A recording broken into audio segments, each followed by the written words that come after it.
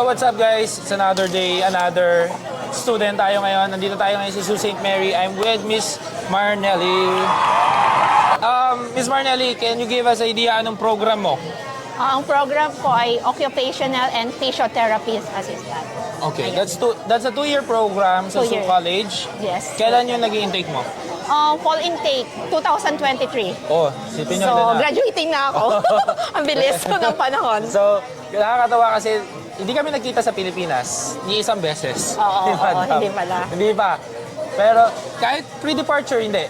Hindi kami nagkita kasi online lang kami noon. And we're medyo busy. Hindi nagkatutugma yung time namin noon.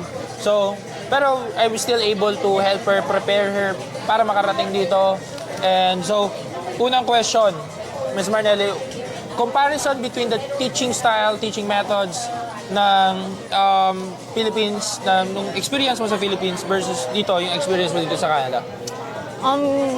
Medyo, ano ko, kasi nung nursing ako sa Pilipinas, sobrang tatagain ka talaga. Dito sobrang chill ng mga prof namin. Okay. Very important sa kanila ang mental health. Okay.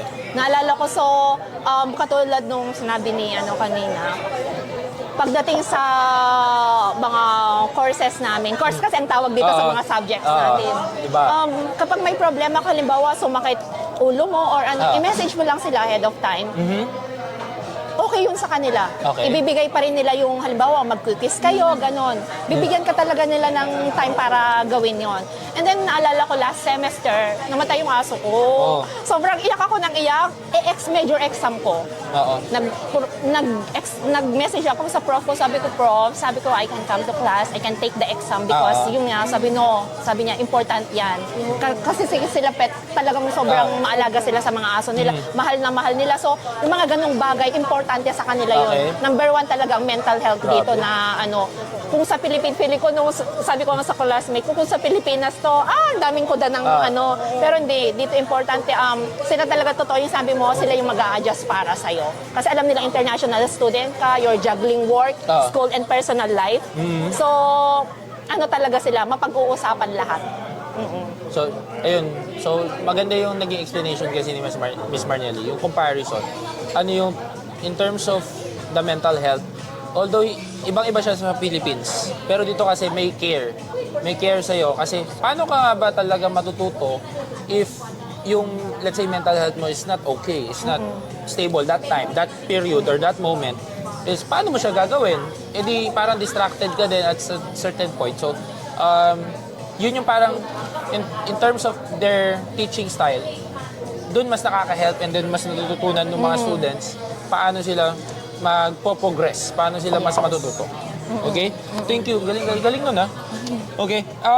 Next question is, ano yung naging adjustment period or yung adjustment mo when it comes to, syempre, nung nag-work ka sa Philippines, tapos pagdating mo dito, zero lahat. Paano?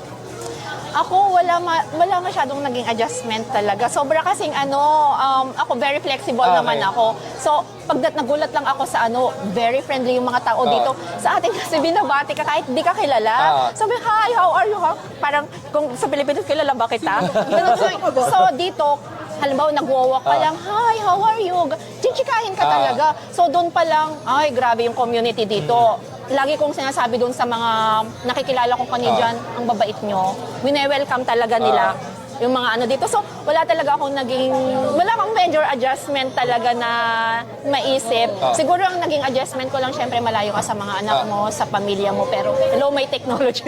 May Facebook, may ganon. So, okay yung Filipino community din dito. So, hindi naging mahirap. Okay. Hindi naging mahirap talaga. Siguro nung papa-winter na, syempre, yung adjustment mo sa klima, ganun lang, pero yung wala. Naging super madali. Lalo dito sa SO, magkakakilala lahat. Very friendly yung mga tao. Sa college din sa SO, very welcoming. Grabe, ang daming ayuda nung time namin. Alam mo, ang dami kong ballpen na nakuha, notebooks. Ang kagandahan, may may almusal. Pagpasok mo pa lang, may namimigay na. Ang daming ayuda, sir. Promise. Busog ka. Doon pala. Kung ikaw yung tipo ng tao pala na kape lang ang bubuhay sa'yo sa buong araw, buhay ka na kasi doon ang daming kape. Maraming pumapila doon. Mga Canadians, oo, mga Canadians. Doon pa lang, sir, priority kami. Okay. Wala akong ginagasto sa pagkain.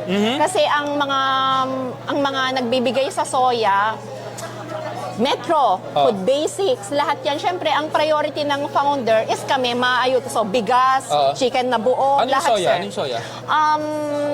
Tawag dito, S-O-Y-A? Soya? SOYA. Okay, literal na soya. Para siyang food bag. Para siyang food bank. Okay, food bank.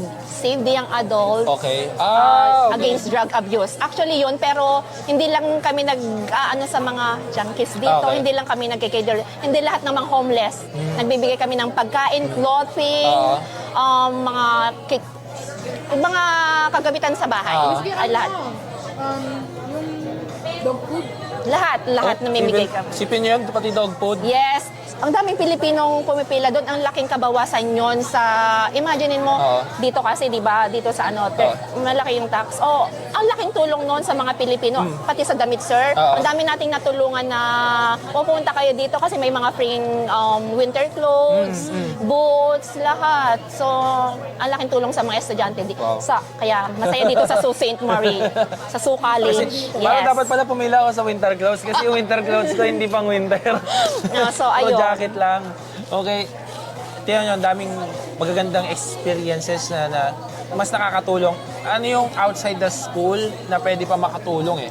Kasi yun, hindi yun basta-basta. Parang hindi naman yung pinopromote sa internet eh. Oh guys, may food bank dito kayo mag-apply, dito kayo magsipunta. Hindi naman ganon. But thank you for sharing kasi makaka-help yun in terms of, syempre, adjustment din. Baka kasi lahat, alam mo yun, pa-culture shock and all. Hindi, meron mga tao pa rin tutulong sa inyo dun sa transition, dun sa phase na nag-a-adjust ka pa. At Okay? saka, Sige. hindi lang isa yun, sir. Oh? Ilan ang food bank dito? 3. Oh? Yes, may helping hands tayo. Merong army, ano yun? Salvation Army. Doon bongga, sir. Bongga yan. Buhay ka ng 1 week nang wala kang gagastusin. Oh? Mm-mm. Pero huwag nyo abusuhin, ha? Oh, hindi. Hindi ko sinasabing abuso, pero isa yun sa mga sa mga malaking tulong sa atin bilang international students. So, yeah. Galing, no? Dahil sila may mga ganito in terms of the community. Okay? Ito, in terms of schooling, how long yung naging parang scheduling mo? Kasi sa atin, yun nga, 5 to 6 days, sa eskwelahan ka, tapos sobrang tagal mo sa school, haba ng break mo, tapos di ka pwede umalis kasi mamimiss mo yung school mo o yung klase. Pero dito nung nag-aral ka sa Sault College, how was it? In a day, in a week, ilang oras, paano yun? Paano? Actually, kasi since nasa healthcare ako, 5 days talaga from Monday to Friday talaga ang pasok ko. Okay. So, halimbawa, may pasok ako ng 8:30 to 12. Okay. May 1 to 3 akong libre. Yun ang kagandahan dito, sir. Kasi 1 to 3 mo na hindi masasayang kahit 2 oras lang, 3 oras, may naghihintay sa yung trabaho. Yun. So, ang naging diskarte ko talaga is proper time management. Aha. Yung ano ko yan, since walking distance yung Manchuwa, kung saan ako cook. Manchuwa pa din. Yes. Lagi ako nandun. Cook ako doon. So, ganun. Sila yung nag-a-adjust sa time mo. Okay. Hindi ikaw mag-a-adjust na hindi. Halimbawa, malate ka, sabihin mo lang sa manager mo, malilate ako, so okay lang yan. Ganon. Tapos, papasok ka ng 4 to 6 sa school. Mamaya uli, 7 to may trabaho ka uli. Ang ganda, tuloy-tuloy. So, time management talaga. Yun yung ano ko. Ayun, may pasok kasi kami everyday kasi healthcare nga, pero... Oo, ganyan din yung friend ko. Pero nga, proper time management talaga. Hindi, Ayun. kung ano naman may trabaho ka, syempre may gagawin ka parang, syempre, aside doon sa, nag-aral ka nga na doon sa school hindi mo naman kailangan na talagang baunin lahat sa bahay pa. So ngayon, may kumbaga, medyo nare-refresh ka din. Pagbalik mo doon sa klase mo, okay, nag-work na ako, okay, konting physical lang and then back to regular programming school naman. Yes.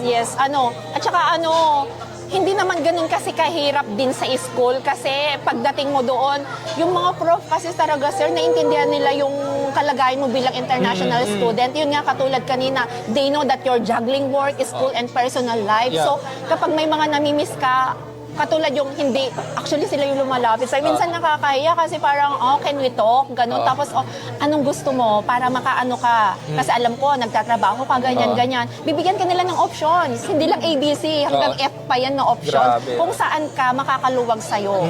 So tayo, doon sa adjustment, doon sa haba ng oras when working, no?